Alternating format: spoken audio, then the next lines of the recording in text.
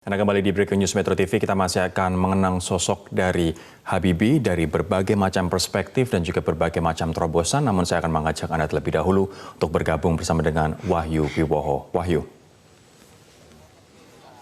Ya baik, Rory Asyari sudah bersama saya, mantan Ketua Mahkamah Konstitusi Jimli Asyidiki yang juga cukup lama berdiskusi di ICMI tentunya dengan almarhum Presiden ketiga Republik Indonesia B.J. Habibie. Pak Jimli, Anda kabarnya juga salah satu orang yang ditunggu-tunggu Pak Habibie ketika terakhir menjalani perawatan di RSPAD Gatot Subroto. Apa yang dibicarakan, Pak? Ya itu dia, kami berlima dipanggil hari Senin itu ya. Senin apa Selasa itu. Ya sehari sebelum meninggal, Pak Quraish Shihab, Pak Malik Padjar, Pak Wardiman, saya sama Pak Sopyan Effendi. Maka datanglah kita. Tapi begitu datang beliau sudah tidur, ditidurkan dengan alat itu.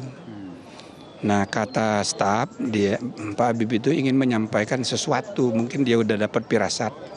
Tapi ya kita tidak bisa komunikasi. Tidak sempat dideliver ke staf atau orang-orang terdekat atau keluarga pesannya?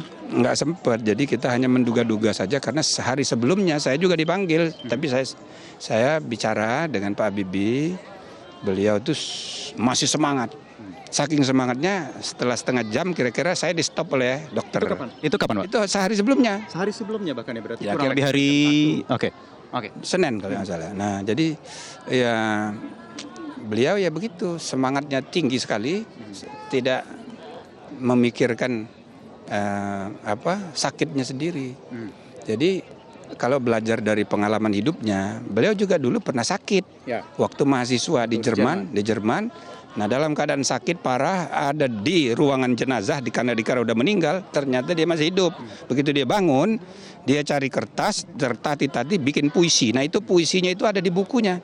Isi puisi itu tentang Ibu Pertiwi. Nah itu kan begitu. Orang sekarang memikirkan Ibu Pertiwi. Nah, sama kayak waktu ketemu dengan saya itu. Jadi terakhir itu apa yang dibicarakan apa saja? Itu yang dipikirnya Indonesia. Tentang SDM, tentang bagaimana demokrasi masa depannya harus lebih baik. Jadi saking semangatnya ya dokter yang melarang itu loh. Ya kita kan tidak membayangkan dia mau segera pergi. Nah jadi inilah contoh orang yang terus-menerus ya tidak pernah berhenti mencintai Indonesia. Jadi untuk generasi milenial sekarang, beliau salah satu contoh yang patut kita jadikan contoh. Bagaimana kita ini harus terus-menerus mencintai Indonesia. Jadi kalau sebagai orang yang dekat, kemudian sering berdiskusi, kira-kira apa pesan yang ingin disampaikan sebenarnya oleh almarhum terakhir itu untuk Anda? Yang sudah dia kemukakan itu ya karena terus-menerus diulang ya. Satu mengenai SDM, pentingnya SDM persis seperti yang disampaikan Bapak Presiden tadi. Itu dia omongkan terus-menerus, jangan sampai generasi sekarang itu mengabaikan pentingnya. Yang kedua yang saya sangat concern itu soal demokrasi, jangan setback. Nah, itu yang kedua. Nah, yang ketiga masih banyak impian dia belum kesampaian. Apa itu, Pak? Ya banyak sekali, termasuk industri pesawat terbang. Bayangkan sudah tua, ya kan? Masih dia impiannya itu R80. Kemudian soal Batam itu masih dia pikirin. Batam itu daerah khusus, ya kan, bidang ekonomi yang dia bayangkan harus menyaingi Singapura. Nah, sehingga RRC ngirim utusan belajar mengenai Batam, jadilah sekarang Guangzhou, Shenzhen sudah maju sekali. Batam masih kayak begitu.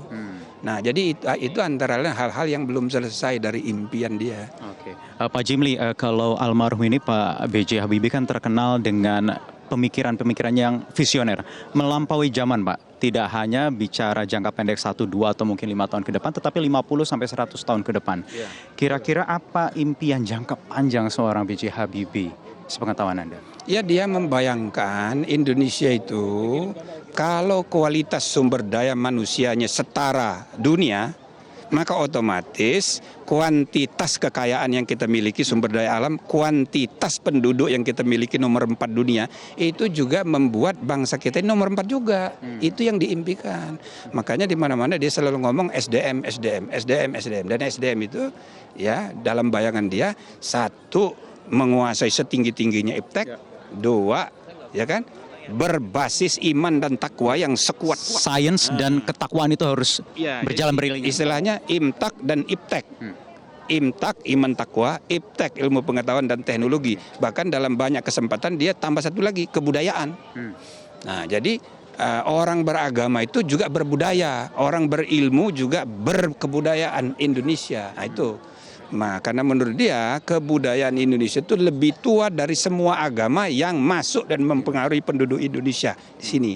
Jadi maka semua orang beragama pun harus berkebudayaan Indonesia. Nah, itu. Mudah-mudahan pesan-pesan yang sudah sempat tersampaikan atau belum tersampaikan ini bisa ditangkap oleh banyak pihak, generasi saat ini yang nanti akan menjadi penerus bangsa dan juga meneruskan pemikiran-pemikiran seorang B.J. Habibie. Terima kasih Pak Jilmi Asyidiki atas waktunya di Metro TV. Mudah-mudahan beliau husnul khotimah dan kita mendapatkan pelajaran untuk kemajuan Indonesia ke depan dari beliau. Baik, terima kasih sekali lagi mantan Ketua Mahkamah Konstitusi Jimli Asyidiki. Terima kasih Pak. Yuk. Demikian Rory tadi perbincangan saya dengan Jimli Asyidiki, mantan Ketua Mahkamah Konstitusi yang juga sudah lama mengenal bahkan dekat dengan almarhum B.J. Habibie, karena 2 hari sebelum meninggal sempat sebenarnya dipanggil untuk diundang bersama sejumlah tokoh lainnya untuk menerima pesan mungkin yang tidak sempat disampaikan, karena begitu Jimli Asyidiki datang, almarhum itu sudah ditidurkan karena memang kondisinya menurun oleh tim dokter kepresidenan. Demikian Rory.